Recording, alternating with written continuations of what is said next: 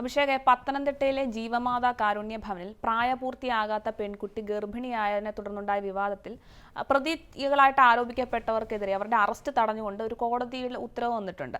അപ്പം ആ ഒരു കേസിൽ എന്തായിരിക്കും ഇനി തുടർ നടപടികൾ ഉണ്ടാവുക?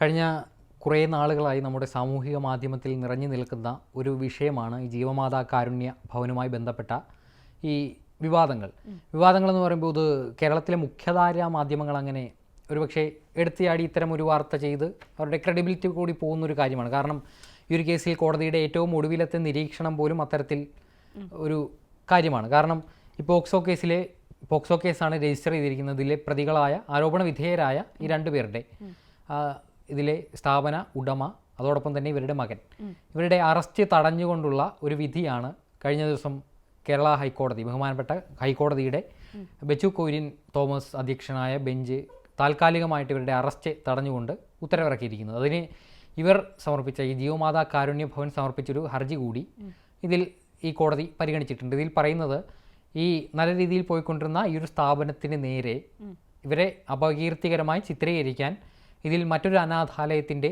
ഇടപെടൽ നടന്നിട്ടുണ്ടെന്നാണ് ഇവർ ഹൈക്കോടതിയിൽ സമർപ്പിച്ച ഹർജിയിൽ പറയുന്നത്. അതിൽ എത്രത്തോളം വാസ്തവമുണ്ടെന്നറിയില്ല. എന്തായാലും ഈ ഒരു സ്ഥാപനത്തിൽ നടക്കുന്ന ഗുരുതരമായ കുറ്റകൃത്യങ്ങൾ അത് നടന്നിട്ടുണ്ട് എന്ന് തന്നെയാണ് പ്രാഥമികമായിട്ട് നിരീക്ഷിക്കുന്നത്. ഇതുമായി ബന്ധപ്പെട്ട് ഈ ഒരു ജീവമാതാ കാരുണ്യ ഭവൻ്റെ വിഷയം ഇപ്പോൾ നമ്മൾ യൂട്യൂബിലായാലും സെർച്ച് ചെയ്താൽ വളരെ നിരവധിയായിട്ടുള്ള വീഡിയോകൾ നമുക്ക് കാണാൻ സാധിക്കും. ഇതൊന്നും മുഖ്യധാരാ മാധ്യമങ്ങൾ ചർച്ച ചെയ്യുന്ന വിഷയമല്ല. അതിനപ്പുറം ചെറിയ കുറച്ച് സബ്സ്ക്രൈബേഴ്സുള്ള ചാനലുകൾ, ധാരാളം യൂട്യൂബ് ചാനലുകളുണ്ട്. ഈ ചാനലുകളിലാണ് ഇതുമായി ബന്ധപ്പെട്ട വാർത്തകളും ഉള്ളടക്കങ്ങളും ഒക്കെ വന്നിട്ടുള്ളത്. ഇതിൽ പറയുന്ന കാര്യങ്ങളാണെങ്കിൽ അതിഗുരുതരമാണ്. ഇവിടെ നടക്കുന്ന ലൈംഗിക അതിക്രമങ്ങൾ, ഇവിടുത്തെ അന്തേവാസികൾക്ക് നേരെ ഈ സ്ഥാപന ഉടമ നടത്തുന്ന ഭീകരമായ ആക്രമണങ്ങൾ ഒക്കെയാണ് ഇവിടെ തമ്പനയിലായിട്ട് വരുന്നത്. ഇത് കാണുന്ന ഒരാൾ ഒരുപക്ഷെ വിചാരിക്കും ഇവിടെ ഇത്തരത്തിൽ വളരെ ഗുരുതരമായി ഇത്തരത്തിൽ എവിഡൻസ് ഉണ്ടാ അല്ലെങ്കിൽ തെളിവുകൾ ഇതിന് നേർക്കുണ്ടായിരുന്നുവെങ്കിൽ തീർച്ചയായും അന്വേഷിക്കപ്പെടേണ്ടതാണ്. ഇത് നമ്മൾ ശ്രദ്ധിച്ച് കൈകാര്യം ചെയ്യേണ്ട ഒരു വിഷയമാണ്. കാരണം ഇത് ഒരുപാട് കുട്ടികളുടെ ഭാവിയെ ബാധിക്കുന്ന ഒരു പ്രശ്നമാണ്. ഇവിടെ ആ പെൺകുട്ടി മാത്രമല്ല ഇത്തരത്തിലൊരു അതിക്രമത്തിന് വിധേയമായിരിക്കുന്നത് എന്നൊക്കെ വെളിപ്പെടുത്തലുണ്ട്. അപ്പോൾ മറ്റുള്ള അവിടെ 23ഓളം പെൺകുട്ടികളുണ്ടായിരുന്നു. ഇവരെ പിന്നീട് സർക്കാർ മറ്റൊരു പുനരധിവാസ കേന്ദ്രത്തിലേക്ക് മാറ്റി എന്നാണ് അറിയാൻ സാധിക്കുന്നത്. അപ്പോൾ ഇതിലെ അതിജീവിതയായ പെൺകുട്ടി, ഈ പെൺകുട്ടി ഈ സ്ഥാപനത്തിലെ അന്തേവാസിയാണ്. കഴിഞ്ഞ കുറേ നാളുകളായിട്ട് അവിടെ ജീവിച്ചു വരുന്ന ഒരു പെൺകുട്ടിയാണ്. ഈ പെൺകുട്ടി 18 വയസ്സ് പൂർത്തിയായ ഉടനെയാണ് ഈ സ്ഥാപനത്തിൻ്റെ ഉടമയായ സ്ത്രീയുടെ മകനുമായിട്ട് ഈ പെൺകുട്ടിയുടെ വിവാഹം നടക്കുന്നത്. അത് അന്ന് കേരളത്തിലെ മാധ്യമങ്ങളൊക്കെ ആഘോഷിച്ചതാണ്.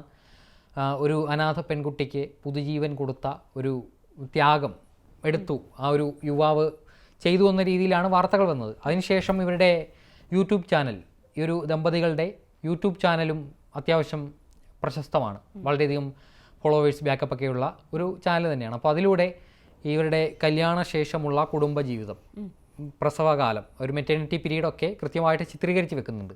അപ്പോൾ ഇതെന്തായാലും ഒരു ഡിജിറ്റൽ തെളിവാണ്. ഇത്തരത്തിൽ ആക്ഷേപമുണ്ടെങ്കിൽ ഈ ഒരു വീഡിയോകളിലൂടെ ഒക്കെ തീർച്ചയായും അറിയാൻ സാധിക്കും. ഇതിൽ പറയുന്നത് പ്രകാരമാണെങ്കിൽ പ്രായപൂർത്തിയാകുന്നതിന് മുൻപ് ഈ പെൺകുട്ടിയുമായിട്ട് ഈ സ്ഥാപന ഉടമയുടെ മകൻ ശാരീരിക ബന്ധത്തിൽ ഏർപ്പെട്ടു എന്നാണ് പറയുന്നത്. അതുപ്രകാരം പിന്നീട് ഗർഭിണിയാകുന്നു. 8ാം മാസത്തിലെ കുട്ടിയെ പ്രസവിക്കുന്നു. 8ാം മാസത്തിലെ കുട്ടിയെ പ്രസവിക്കുന്ന തീയതി വെച്ച് നോക്കുമ്പോൾ ഈ പെൺകുട്ടി 8ാം മാസം പ്രസവിച്ച 8 മാസത്തെ വളർച്ചയെത്തിയ ഒരു കുട്ടിയുടെ വളർച്ച വെച്ച് നോക്കുകയാണെങ്കിൽ ഈ പെൺകുട്ടി 18 വയസ്സിന് മുൻപ് പീഡിപ്പിക്കപ്പെട്ടിട്ടുണ്ട്.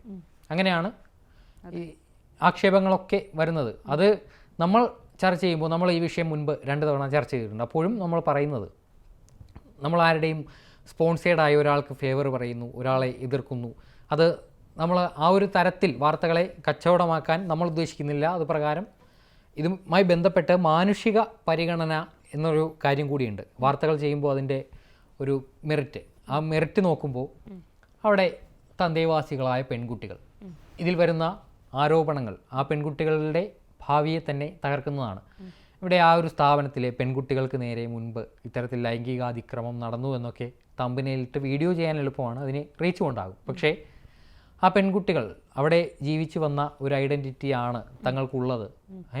അവിടെ അത്തരത്തിലുള്ള ലൈംഗികാതിക്രമം നേരിട്ടു എന്ന് പറയുമ്പോൾ അവരുടെ ഭാവിയെ തന്നെ തകർക്കുന്ന തരത്തിലുള്ള വാർത്തകളായിട്ട് അത് പരിണമിക്കും. ഇപ്പോൾ ഈ കുട്ടിയുടെ കാര്യത്തിലാണെങ്കിലും ഈ സ്ഥാപന ഉടമയുടെ മകനുമായിട്ടാണെങ്കിലും ആ കുട്ടി വിവാഹം കഴിച്ച് ഒരു കുടുംബജീവിതത്തിലേക്ക് വരുന്നു. അതിന് മുൻപ് എന്തെങ്കിലും ട്രോമ ഉണ്ടായിട്ടുണ്ടോ, അല്ലെങ്കിൽ ആ ഒരു കുടുംബജീവിതം അവർ നിർബന്ധിച്ച് ആ പെൺകുട്ടിയിൽ അടിച്ചേൽപ്പിച്ചതാണോ എന്നൊക്കെ തീർച്ചയായും അന്വേഷണം വേണം.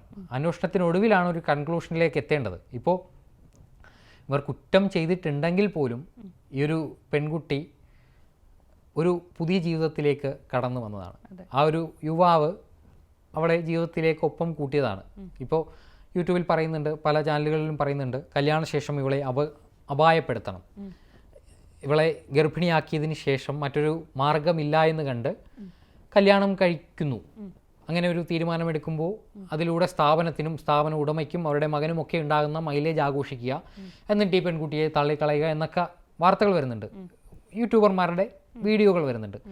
പക്ഷേ ആ പെൺകുട്ടിയുടെ ഭാഗത്ത് നിന്ന് കൂടി ഒന്ന് ചിന്തിച്ച് നോക്കണം. കഴിഞ്ഞ ദിവസം ഈ പെൺകുട്ടി ഒരു വാർത്താ സമ്മേളനമാണെന്ന് തോന്നുന്നു നടത്തുന്നത് കണ്ടിരുന്നു. അത് മാധ്യമങ്ങൾ റിപ്പോർട്ട് ചെയ്യപ്പെട്ട ഒരു സാധനമാണ്.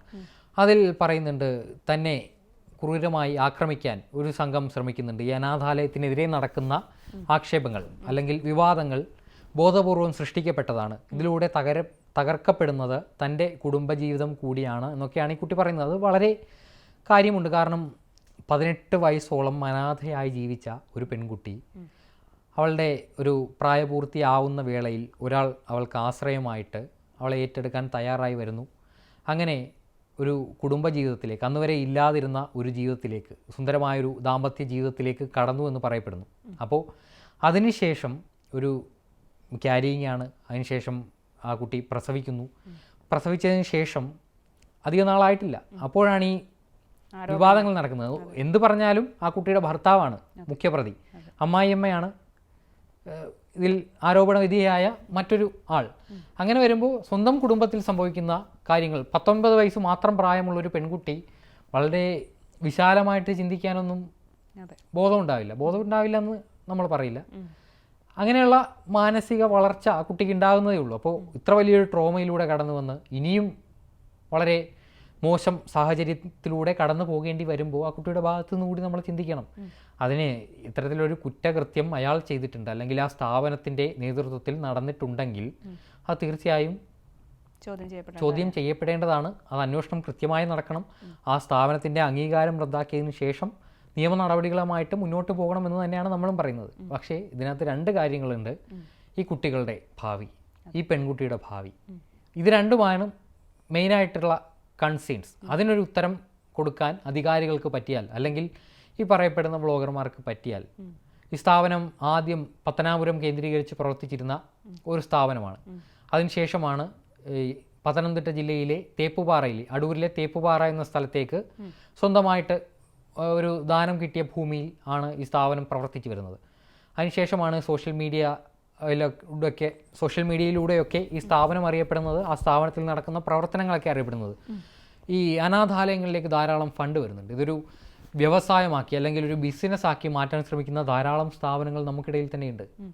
ഇത്തരത്തിൽ വരുന്ന ഫണ്ടിൽ തിരിമറി നടത്താം. അങ്ങനെ ഈ കുട്ടികൾക്ക് വേണ്ടി ആരെങ്കിലും ദാനമായി കൊടുക്കുന്ന ഡൊണേഷനുകൾ, സ്പോൺസറുകൾ, ഇത് വിദേശത്തു നിന്നടക്കം ധാരാളം ആളുകൾ സന്നദ്ധരായി ഇത്തരത്തിലുള്ള ഓർഫനേജുകളിലേക്ക് സഹായം എത്തിക്കുന്നുണ്ട്. അപ്പോൾ ഇത്തരത്തിൽ ദുരുപയോഗം ചെയ്യപ്പെടും. ഇങ്ങനെ ഒരു സ്ഥാപനത്തിനെതിരെ ആരോപണം ഉന്നയിക്കുമ്പോൾ അതോടൊപ്പമുള്ള മറ്റു സ്ഥാപനങ്ങളെയും ഇത് ബാധിക്കും ഉറപ്പായിട്ടും. കാരണം ഒരു ക്രെഡിബിലിറ്റി ഇല്ലാത്ത ഒരു സ്ഥാപനം ഇങ്ങനെ ആ സ്ഥാപനത്തിലേക്ക് കൊടുക്കുന്ന കാര്യം ഗവൺമെൻറ് ആവശ്യത്തിന് കൊടുക്കുന്നുണ്ട്, പിന്നെ ഞങ്ങളും കൂടി കൊടുത്തിട്ട് അവർക്ക് അവരുടെ ആവശ്യങ്ങൾക്ക് വേണ്ടി ഞങ്ങൾ എന്തിനാണ് പണം കൊടുക്കുന്നു എന്നുള്ളൊരു ചിന്ത വരും. അത് ഈ അനാഥാലയങ്ങളിൽ കഴിയുന്ന ധാരാളം കുട്ടികളെ അല്ലെങ്കിൽ വന്ധ്യവയോധികരായ പ്രായമുള്ള ആളുകളെയൊക്കെ ബാധിക്കുന്ന വിഷയമാണ്. അപ്പോൾ ഇക്കാര്യത്തിൽ ഗവൺമെൻറ് ഭാഗത്തു നിന്ന് കൃത്യമായ ഇടപെടലുണ്ടാവണം. ഇത് വളരെ ഭീകരമായൊരു വിഷയമായിട്ട് സോഷ്യൽ മീഡിയയിൽ കത്തി നിൽക്കുന്നൊരു വിഷയമാണ്. അതിൻ്റേതായ ഗൗരവത്തോടെ മാത്രമേ ഈ വിഷയം ചർച്ച ചെയ്യാൻ സാധിക്കുകയുള്ളൂ. അടുത്ത് നമ്മൾ മുൻവിധിയോടെ അവർ തെറ്റ് ചെയ്തിട്ടുണ്ടെന്ന് പറയാൻ നമുക്ക് സാധിക്കും. പക്ഷേ നമ്മൾ പറഞ്ഞതുപോലെ അവിടെ ബാധിക്കുന്നത് ഈ സ്ഥാപന ഉടമയെയോ അവരുടെ മകനെയോ മാത്രം ബാധിക്കുന്നൊരു പ്രശ്നമായിട്ടിത് കാണരുത്. അവിടെ ഉള്ള കുട്ടികൾ, അന്തേവാസികൾ, പ്രായമായ ആളുകൾ, ഇവരുടെയൊക്കെ പുനരധിവാസം ഉറപ്പാക്കുക. അവർക്ക് കൃത്യമായിട്ടുള്ളൊരു നീതി ഉറപ്പാക്കുക. ഇവർക്ക് അത്തരത്തിൽ എന്തെങ്കിലും ദുരനുഭവം ആ സ്ഥാപനത്തിൽ നിന്ന് ഉണ്ടായിട്ടുണ്ടെങ്കിൽ അത് തീർച്ചയായും അന്വേഷിക്കണം. അതിൽ ഉത്തരവാദികളായവർക്കെതിരെ കൃത്യമായി ഇന്ത്യൻ നീതിന്യായ വ്യവസ്ഥ അനുശാസിക്കുന്ന ഏറ്റവും കൃത്യമായ ശിക്ഷ അവർക്ക് കൊടുക്കണമെന്ന് തന്നെയാണ് നമ്മളും പറയുന്നത്. പക്ഷേ ഈ കുട്ടികളുടെ കാര്യവും അവരുടെ ഭാവിയും ഒക്കെ ഓർത്ത് വേണം ഇത്തരത്തിൽ എന്തെങ്കിലും നമുക്ക് റീച്ച് കിട്ടാൻ വേണ്ടി പറയുന്നതിനപ്പുറം മാനുഷികമായ മൂല്യങ്ങൾക്ക് അല്പം വില കൊടുക്കുക. അതിനപ്പുറം നീതി നടപ്പാകുന്ന ഒരു കാലത്തിന് വേണ്ടി കാത്തിരിക്കുക. അതിനുശേഷം നമുക്ക് ഈ കാര്യത്തിൽ എന്തെങ്കിലും അപ്ഡേറ്റ് ആകുന്നതിനനുസരിച്ച് നമുക്ക് ഈ വിഷയം വീണ്ടും ചർച്ച ചെയ്യാം.